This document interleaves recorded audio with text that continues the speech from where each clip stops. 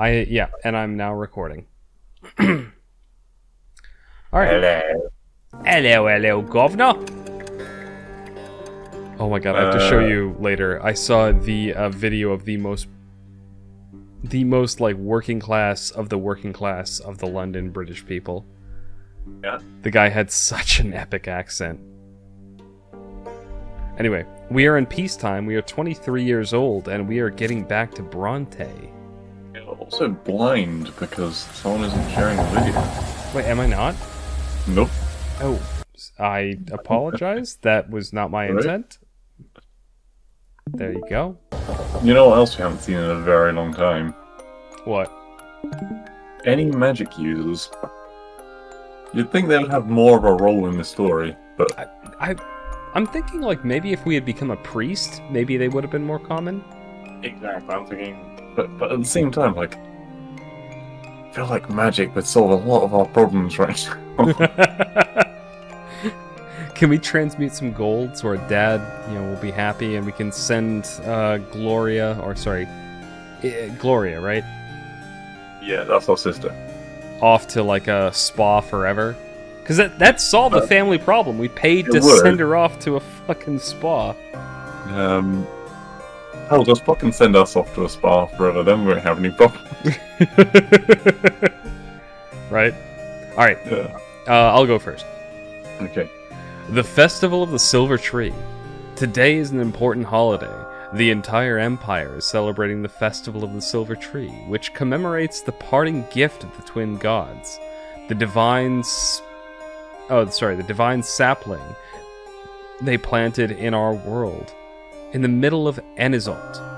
The families of the city spend the day in peace and quiet, contemplating the divine roots that join together all people, their bloodlines, and the entire empire. Mother always oversees this holiday. The day before the festival, she seemed to have shaken off her usual apathy and engaged in the preparations with excitement. It was as though her illness has loosened its grip. Oh, Mama's getting better. Oh, God. Sorry. No, you're starting to die. Oh my god. No, I breathed in spit. I hate when that happens. Oh. Mother gathers the entire family for the holiday meal. Father is in high spirits today, sharing jokes with you and Nathan. Father's high. Father's like, yeah, 420, bro. Stefan is trying to suppress an atypical agitation. I wasn't prepared for the word atypical. Gloria is the last to join you at the table. She is wearing new breeches with high stockings and a yellow vest, and she's still dressed like a fucking weirdo dude wizard. Yeah. Gloria, you're wearing men's clothes again. Do you want the second line again, since that one's shorter, or should I? Yep, we're going with the two-line rule. Okay. No, Mother. I'm wearing clothes women are forbidden to wear. Father gives Gloria a stern look. Stefan rolls his eyes but says nothing. Suddenly, Nathan speaks up. A few days ago in the market, I saw a grocer dressed as overseer Ghost Tempest. He had a huge carrot for a scepter. He got a sound drumming, of course. Until then, it was quite a hoot. Oh my god, fucking Nathan. Like, he's such a tragic character, but we... throughout this game, we've just had no sympathy for him. So... Oh my god. What a little fucking... sympathy for him when he was young. Well, that's the thing. When he was young, he was a bit of a victim, but when he's an old... He's still a bum! Yeah. That's the thing, he's still a bum! Anyway. Everyone laughs at the ridiculous story. Relieved. Even Gloria has a smile on her face when she sits down. The feast commences. Your home family feels warm for a moment. So long ago, the four of you couldn't even reach up to this table. The first word you said, Gloria, was gimme. Nathan used to cling to my skirt all the time, almost tearing it. And you, Equestrian, you couldn't talk at all. Yet, but your piercing stare was so expressive. It felt as if you were talking to me. Mother looks at Stefan and suddenly grows quiet. You're a cunt! Fuck, this is me. When I met Stefan, he was already 3 years old. He was so serious, and a smooth talker to boot. I remember that he had a music teacher, but he was too shy to play in front of me, so I used to listen from the next room. Stefan's face twitches. You elder brother rises and moves to the old harpsichord, his fingers flying gracefully over the keys. A melody fills the house, melancholy and sweet. You know, this isn't, I know, I'm saying this, I've got to say it as it is, but I'm like, no, that's the wrong Yeah, thing. exactly. When we do the podcast and we read Eye of Argon, you have to say it as it is. Here, you can autocorrect if you want to. It's two different skills competing with each other. Yeah. The last note lingers in the air. The silence falls. The family is awestruck. Words fail you all. Who wrote that? A nobleman from the capital, between drinking a glass of wine and beating a servant? Sounds like a good night. Jesus. Your sister's cutting remarks put an end to the warm, cozy atmosphere. Stefan calmly turns to face her. Honestly, she's basically just like a medieval feminist. Like, she just fucking ruins all fun. To be fair, I don't know, she's still not as bad as Stefan by a long shot. Yeah, that's true. Do you mind if I read this one? Sure. Because that one was kind of short. No, it was I who composed this piece of music. It's called Mother. Mother rises to her feet. She would have needed help to do this just recently, but now she treads unassisted towards Stefan and draws him close. Stefan puts his arms around his stepmother's waist, then detaches himself awkwardly. What? What? May the twin gods bless you, Lydia. I think... Well, hold on. I think... So, Stefan's a jackass, but he's mostly a jackass because Emperor Grandfather was teaching him to be a jackass. Did the jackassery. Yeah, Sorry. yeah. So I think this is him, like, kind of coming to his own now that Grandfather's dead and trying to build bridges. He's still a jackass. He's still a jackass, but, I mean, he clearly is trying to do something good here. I think. Well, who knows? Let's see what happens next. I'll just read this, because I read that was one line before. Gloria considers this scene with thinly veiled fury in her eyes.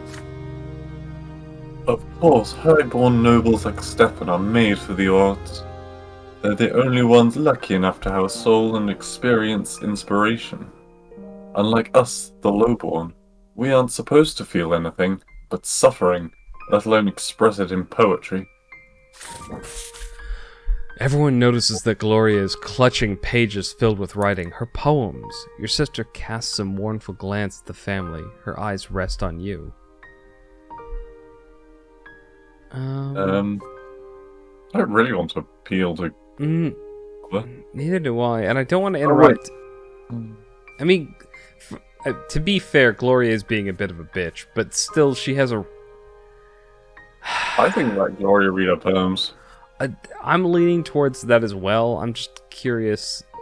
I mean, Stefan played his music, so it's only fair that Gloria can read her poems. I personally think the same. Yeah. Yeah. Like, we can appeal to Mother as, like... But why would we? We're a badass judge now. We've taken down Carlo Fuckgraven. I think we've been fired several times. We somehow still have our job, though.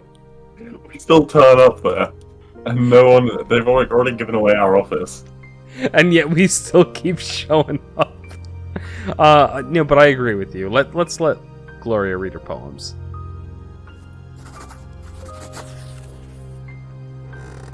It's you or me. I think it's me.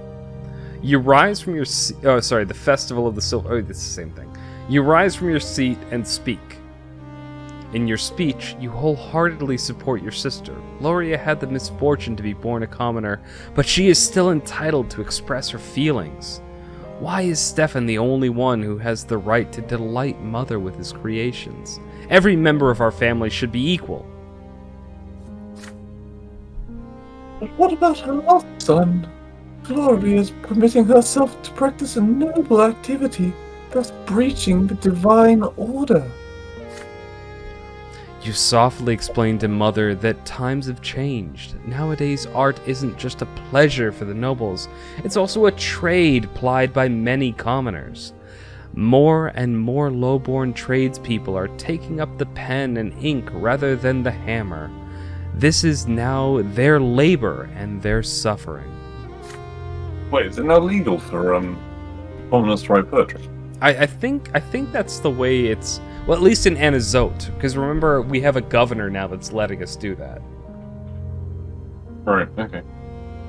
Mother lets out a heavy sigh, but yields to the onslaught of your inspired speech. Emboldened by your support, Gloria steps into the center of the room, her eyes fixed on Father. Sorry, there was a gunshot out my window. A stranger and a bastard, I am called, I am. But still I long for you to say that I am yours, and melt the icy cold that burns within my heart, both night and day. My mother and my brothers are all near, but I feel cold as though we were apart. Ashamed, yet still compelled to make you hear, I long to hold you closely to my heart. I am a stranger, 'tis my only crime. Forgive me, oh, but mercy is forbidden. I hope you'll see, if not forgive, in time my bitter love, both joyous and well hidden. Father stares at her in bewilderment. Gloria, I'll take the next one. Stefan springs to his feet and leaves for his chambers, slamming the door behind him. I don't feel so well. Nathan, son, please help me to my room. It's you again. Mother leaves the room, leaning on Nathan's arm. The celebration is cut short. I thought Nathan stormed out of the room. No, I'm thinking that was Stefan. Yeah. Okay. All right. So Gloria, you know, big old like. At least Daddy likes him. Stefan doesn't care, but you know, fuck him. Yeah. Oh, Unity went down. All right. Next chapter in our family life. What's out with Gloria? The event is a consequence of your previous actions. Oh! Apparently because we're close with the, Yeah, this is us going to meet up and give away our fucking... No, hold on. So, sorry. A rendezvous with Octavia. Octavia and you do not see each other very often. Sometimes, as days wear on, you forget about your unusual liaison. But then the Archduke's daughter bursts into your life and you abandon yourself to passion until she disappears again. Today, Octavia is waiting for you at her summer home in the city. It is a cozy little villa, well concealed from prying eyes by a high fence. Beyond the fence is a glorious garden. You have never seen one so beautiful in Magra. Octavia meets you on the veranda. She is wearing a light white frock that leaves her shoulders exposed. Her black hair cascades down her back. You bow to Lady Merlidas. She grins and draws you toward her so that you sit down by her side. The sun is melting beyond the horizon. Octavia commands her servants to leave you alone. Tonight she is strangely pensive. barely touching her food and drink. You cautiously inquire if anything is amiss. What was her voice? It was more of like a high posh noble. Okay, I was thinking sultry. More like a listen to me, equestrian. I'm at the crossroads. That sort of thing. Listen to me, equestrian. I'm at a crossroads.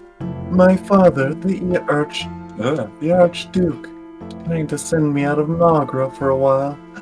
Apparently, in his opinion, my escapades are bound to cause trouble for our family. Wait, so he knows about this affair? Well, we don't know what escapades she's talking about yet. So maybe? Octavia Escapades. Oh man. Octavia stands up, towering above you. Her eyes burn with a menacing flame. Am I the next one? Because it was only 2 lines, right? I'm a daughter of a great family of Milanitis, an Ocnian born at the peak of the world. All shall tremble before me. Isn't that so, equestrian Brante? Before you can reply, Octavia abruptly lowers her head downhearted. I am not free, just like you, my dear human Brante. I have a duty to my family, to my blood tide, to the Empire. My whole life, all I've ever done is fulfill obligations created by others. I have no aspirations. Everything is preordained. What the world is like, how I ought to live, what my father doesn't decide for me, those two up on the peak of the shining pillar already have. I'm looking for a way out of this cage. It must exist. I study history, but all I find are tidbits of lost knowledge. But I believe that I'm not the first one to try to escape the chains of this world. Wait, is she talking about what I think she's talking about? I think she's talking about rebellion too. Like, she's like the noble version of Gloria. Because, like, Gloria is trying to get out because she's common. She's trying to get out because she's, like, stuck in this noble cycle. So just to remind you that Gloria's not a smurf and we're not banging Gloria. Yeah. Which is why I'm less inclined to help Gloria and more inclined to help her. Anyway, let me read. What am I to do, equestrian? You yearn to break free of the fetters of fate just as I do. You have escaped the commoner's lot and joined the higher estate, but your new lot is just as much a prison, isn't it? Couldn't it really be that none of us will ever be free? Octavia looks into your eyes dolefully. You've never seen her so helpless before. Oh my god, lose yourself in pleasure as an option? Yeah, we're not gonna do that You're one. getting deeper philosophically. Yeah, I'm sorry. Can we agree that we're not gonna lose ourselves in pleasure? Yeah, sure. I mean, if you sound a little bit hesitant. What do you mean? No, I'm saying. Like, she just gives an impassioned speech about wanting her freedom. You just stand up and, like, pull your trousers down. Yeah, let's assume that's not what we're doing. Like, you're in the middle of a fucking meal. Unless you're pleasuring, like, the pleasure is the food, you just, like, start shoveling food into your face. I personally want to know what she's talking about, but what's our revelation? Oh, that we've died and we know what's beyond there. Oh yeah, that seems kind of lame. Yeah, let's go about the arcane knowledge. Wait, ask for assistance from who? I don't. We would have to. No, we changed the topic of conversation to something else. Yeah. Basically, we'd have to arcane be. knowledge. All right, this one. Mm-hmm. All right, let's keep going. Is it me? I don't know. Well, fuck it, it's me. You carefully inquire about the lost knowledge Octavius was speaking of. What is she trying to find in these ancient manuscripts? Yes, Emerald. Chaos Octavia. control. Octavia responds with a playful smile. She takes your hand and leads you into her chambers. There, under the flickering candlelight, she covers you with a semi-transparent, gold-covered veil. Then she puts a mysterious mask of the same color over your face. I thought we chose not to fucking bang her. Okay, let's see what happens. I mean, for honestly, like, she could be a cannibal. Maybe we're This being... sounds like some cult shit. Especially with that picture. Alright, I get the next two. Don't speak. You'll understand. Let me in. Octavia... sorry, this is her Again, voice. pegged. God damn it, no. Octavia entwines her fingers with yours and starts singing. You have never heard this language before. The song is a slow, inhuman drawl.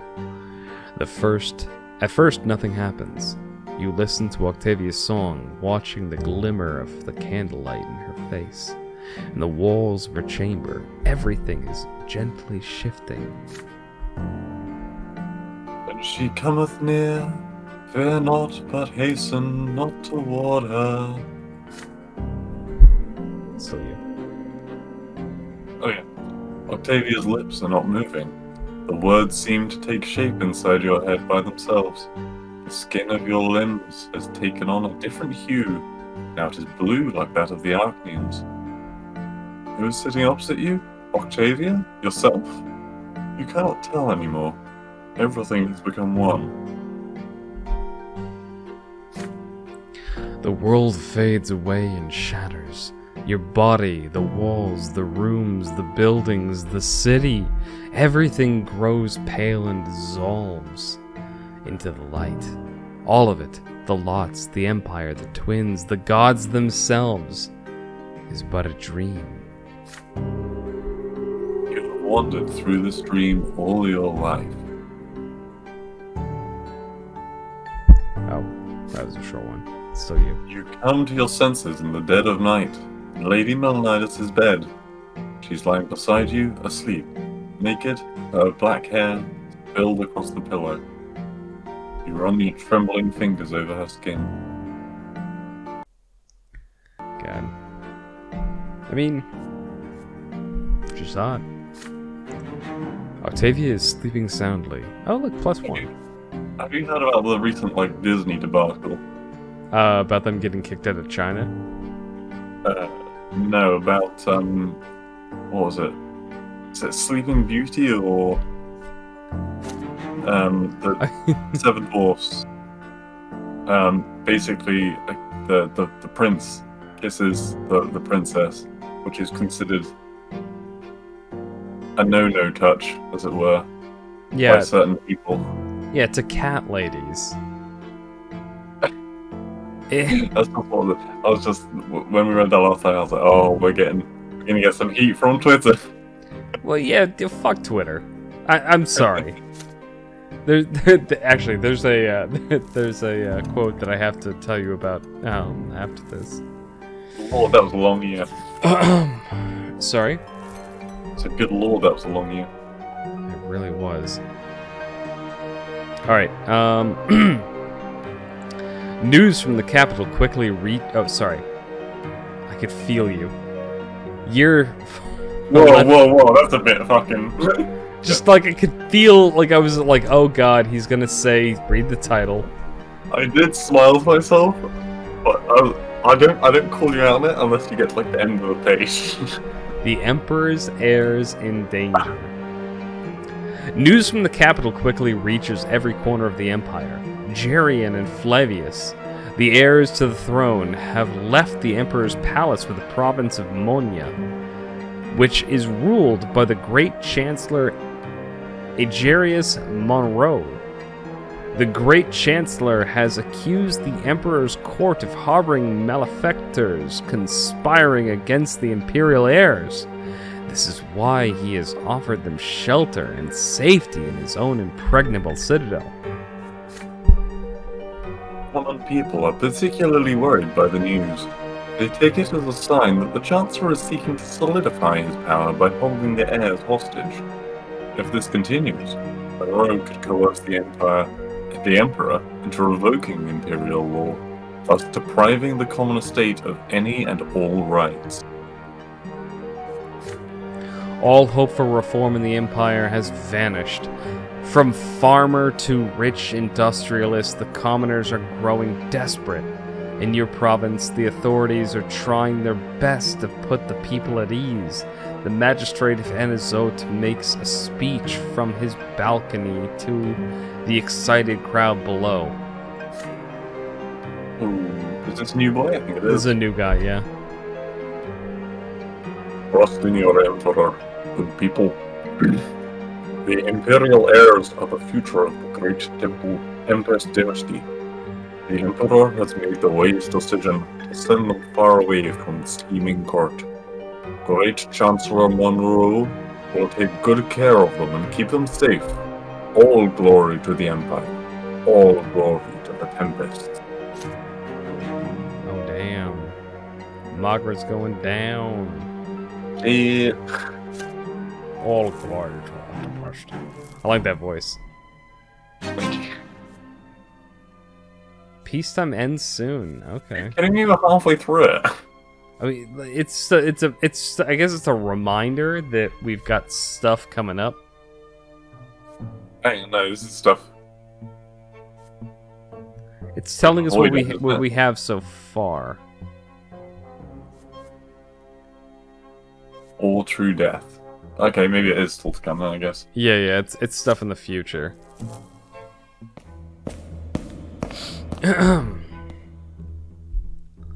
Alright. It's me or you? You just read that one, so it's me. Okay. The search for evidence. You are Nice. walking up the marble stairs that... I really hate that I'm doing that because... Anyway, you're walking up the marble stairs that lead to the doors of the prefecture. The sword of the younger twin, carved from stone, looms over the doors, just as the case of the Dorius Autumn now looms over you. Preparing this case will take many long months, or even years.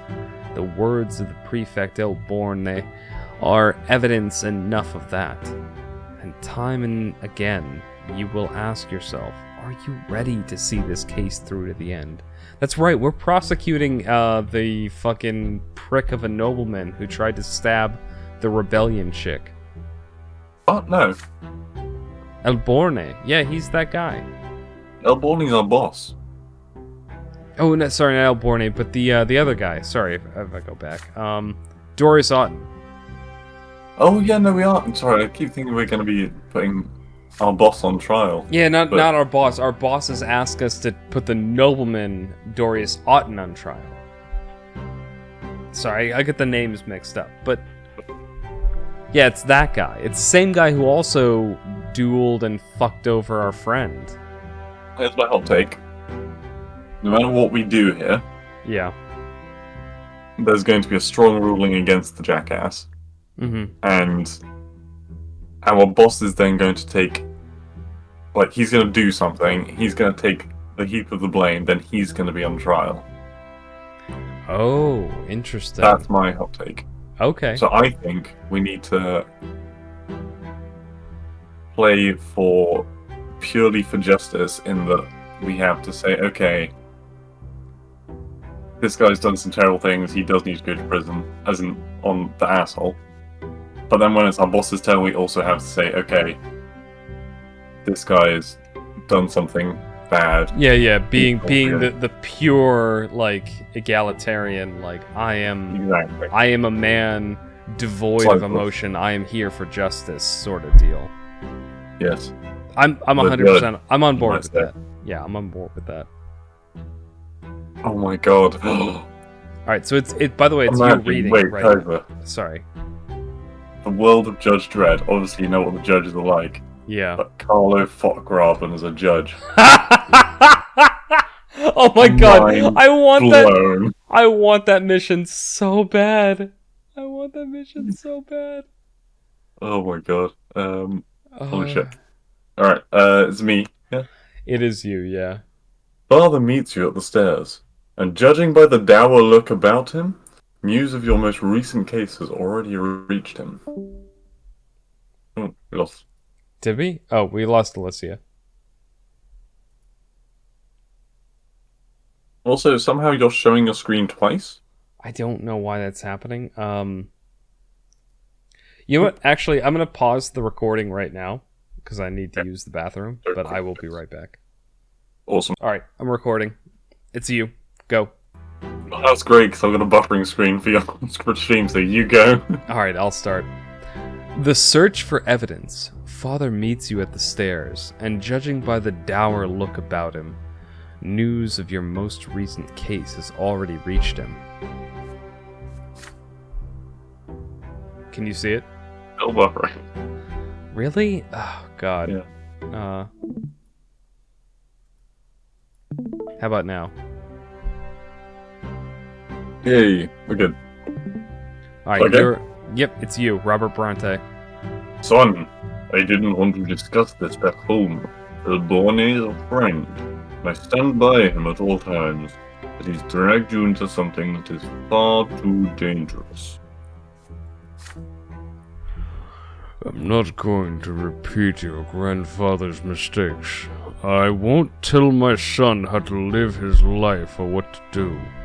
But I ask you to please consider our family. Would it be worth it to let us come to harm, even to triumph of justice and law?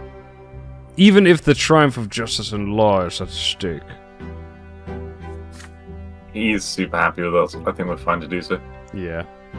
There are already rumors at the prefecture. They say you're getting ready to summon a highborn Archnian to court. Soon these rumors will spread beyond the prefecture walls. You and I are both Brantes. Perhaps we ought to stay away from something so dangerous. Some battles are too ugly for us to win. You can always slow down the process and bide your time with routine paperwork. Avoid attracting unwanted attention. This is the way your career and our family's honor would not be at risk. Trust me in this, son. Rather than making a selfless sacrifice, we can achieve far more through tireless service for the good of the law. I think we're also doing it for our bro, so. Yeah. You promise Father you'll consider his words. You say goodbye and return to your office. You're at a crossroads. If you are to make any headway in the case against Alton, you have to start now, while the trail of his misdeeds is still fresh. You've little first-hand knowledge of Otton's criminal wrongdoings, only Thomas's stories and what you have seen for yourself. Turning this case into a trial requires far more evidence than that. Your father could be the key to the entire case if he can help you find the other men who have suffered under the remorseless Archnian. But Thomas is a hunted man. He has every reason to lay low and steer clear of the courthouse. Thomas can put you in touch with other victims and witnesses among the soldiers and officers of the Legion. Perhaps you could gather evidence yourself. But the Legion may meet a lone outsider such as you with too much resistance. Things might get ugly. You consider your options. Apart from Thomas, who else could help you gather compelling evidence against the commander? Otton is an Archnian from an ancient dynasty. Anyone involved will hold their tongue, no matter what. The way things are right now, not a single soul would risk angering the Ottons to aid a middling judge from an unknown family, unless an even more highborn Archnian chooses to support your cause. It's Tempest, the Imperial Overseer of Margra, the Emperor's own brother. Every aristocrat in the province knows he detests Dorius Alton. For remaining loyal to Archduke Noahidus. Ensuring the Overseer's support would increase your authority greatly and give you a chance to gather evidence against Otton without Thomas lifting a finger. But the Imperial Overseer is one step above the Prefect, your immediate superior. You can only address Gaius Tempest directly if you keep it a secret from Elborne. Communicating directly with the Overseer of the province means defying your loyalty to Elborne. Are you willing to do this? Puzzled, you start pacing around your office. It's time to decide how you'll begin this case.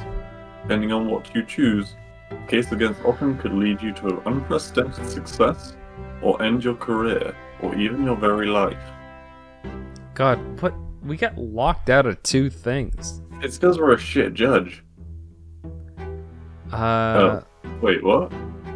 Oh, okay, we're too friendly with Thomas. Alright. Guys, for support. Our reputation would have to be high, and it's shit. Yeah.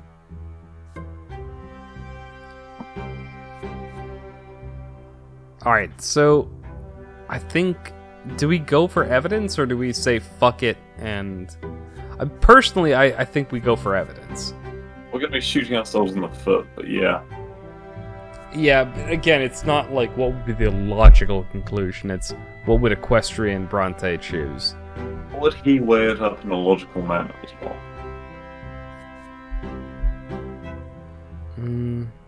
But he's not logical. Isn't he? When it comes to loyalty to his friends, because keep in mind, we're pursuing this case to save Thomas. Right. There's evidence alright. Alright, you good with this one? Yep.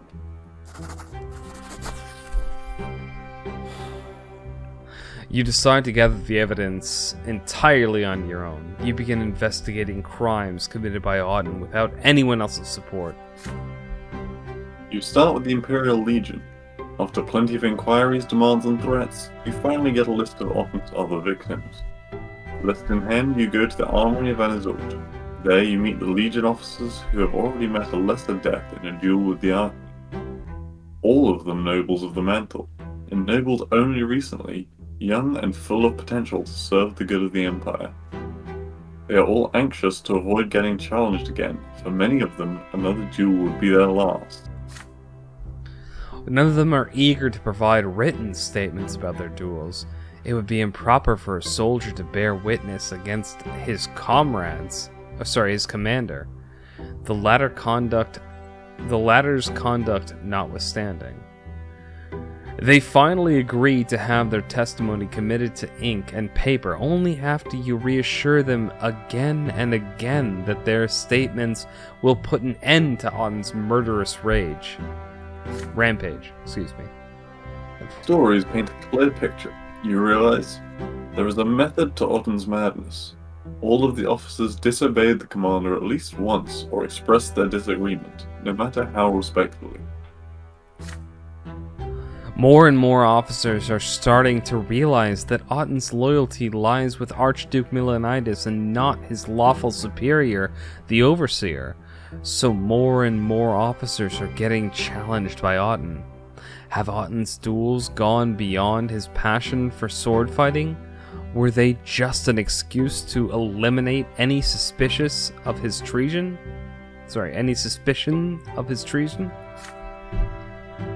Once all the officers' statements have been collected, you make your way back from the Legion barracks. The sun sets beyond the horizon.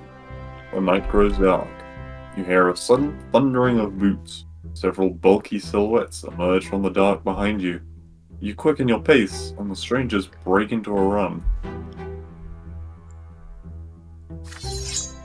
You turn around and draw your sword. Your pursuers encircle you as they draw theirs. You stand ready to defend your life. Strangers attack. Their faces are concealed, but their fighting style betrays their Legion training. You abandon any hope of launching a counterattack and focus on defense, somehow deflecting every single blow. Then you see an opening and dash towards the nearest home. Your back now safely pressed against a wall. Yeah, our valor is badass! So fucking glad we're like a really good swordsman. Right? The assassins get closer and form a half circle around you. You have nowhere to run now. You meet them with a flurry of desperate slashes, doing everything you can to keep them away. But your strength is already ebbing with every deflected blow. Then, finally, you are felled by a blade in the stomach. What? Seriously? Did we actually die? Anything? The assailants form a tight circle around you, blocking out the darkening sky. Then you hear a gruff, unfamiliar voice.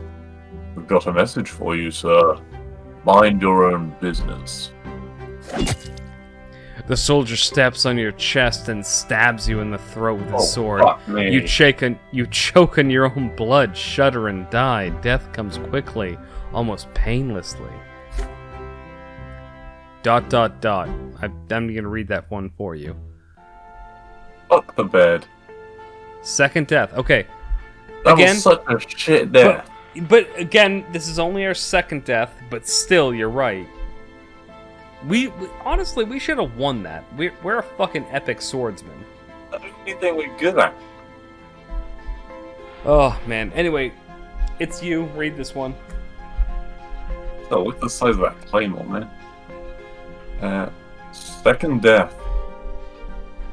Impenetrable darkness surrounds you. You stand alone, bare to your very essence. It paralyzes you. You have an urge to cover yourself, to hide. No one should see you so vulnerable, but you cannot conceal the truth in this place. You are bathed in an unbearably bright light. It has no hint of warmth in it. It is blinding. It leaves no shadows in the entire world. It is the light of the shining pillar itself. I'll take the next one. In the radiance, you can clearly see all of your thoughts and doubts, your errors and transgressions, the contradictions that have permeated you since birth. They cover you from head to toe, like rough gray tatters. But they melt away in this light. You are naked. Feel liberated and whole. It is as though all the wounds and cracks in your soul have been healed, making it the way it should be. It is as though the scales have fallen from your eyes. You see the true shape of things now. These are the laws by which the world abides, the grand design that moves life itself. You tread a path that is barely visible in the blinding light giving shape to everything. In this light, you see the infinite complexity of the world, from the tiniest leaf to the enormity of the empire. And this world maintains its balance by virtue of the law that has embedded it, was embedded in it during the act of creation. Ahead of you, two figures are waiting on the path. They are gigantic, many times taller than a man. The elder holds a lash, the younger a sword. The younger gazes at you sternly, boldly. You kneel obediently before him, and he lowers and lower your head.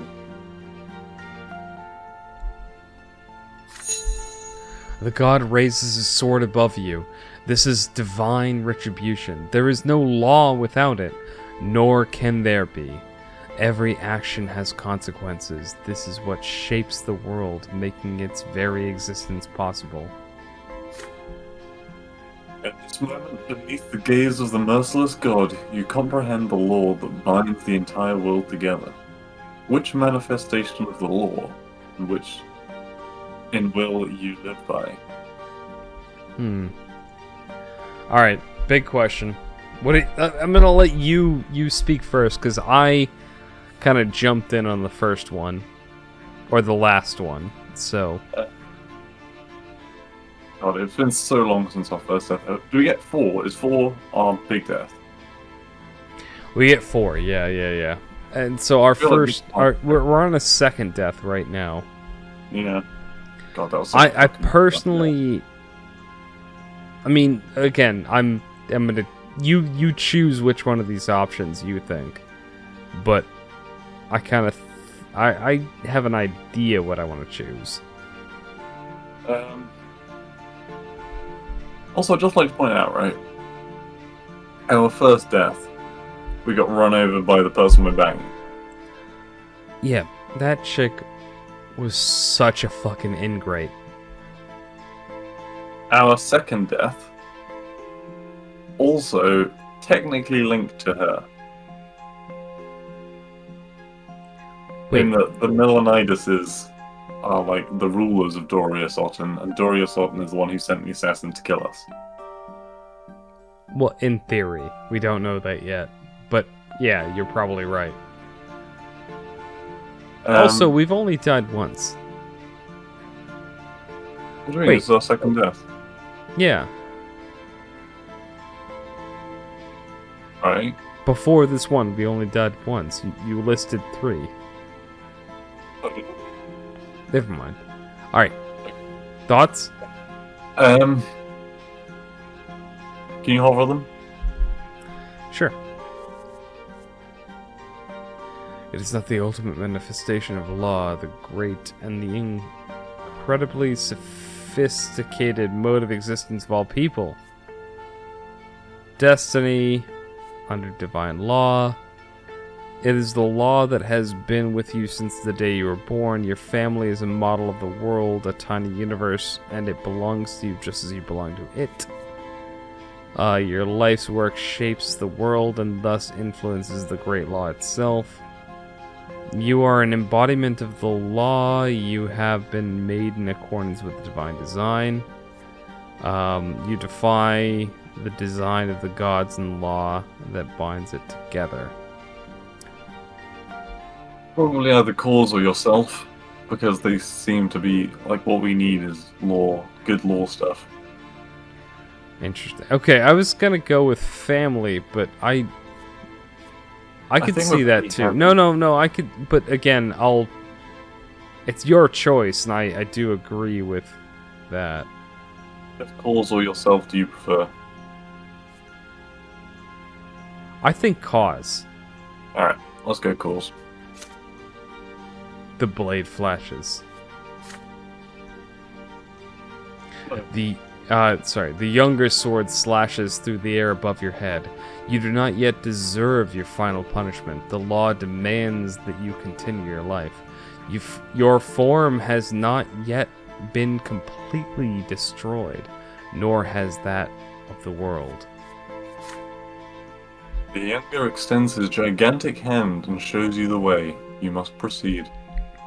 The path leads you to the top of the crown of the silver tree, spread wide in the white gleam. The branches are close now. Time to descend. You are drawn.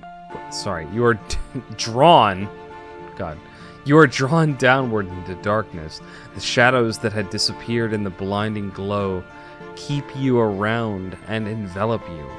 This Keep is around to you. be expected, but the purity and clarity of spirit are still with you. Something is forcing your throat open. Air. It Oh my scratches God. you on the inside. Your soul is filled with struggle again, with the contradictions from which the fabric of this world and you yourself are woven. The divine light that gave you clarity is fading away with each passing moment. You have to open your eyes. Above you is the dark ceiling of the crypt. You are reborn.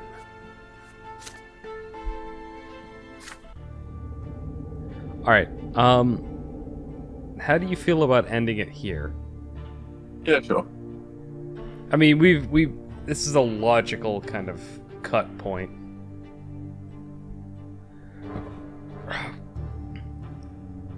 I mean, we've revived in the family tomb one more time. This is our second death? 2.0? Yep. Oh, man.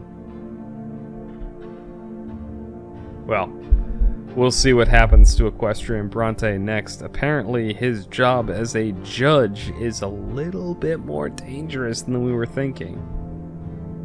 Yeah, I mean... God, we get so fucked with those options, though. Yeah, there really wasn't any... God, there really wasn't any good way out. Yeah. Oh, well, wait to see what happens next time.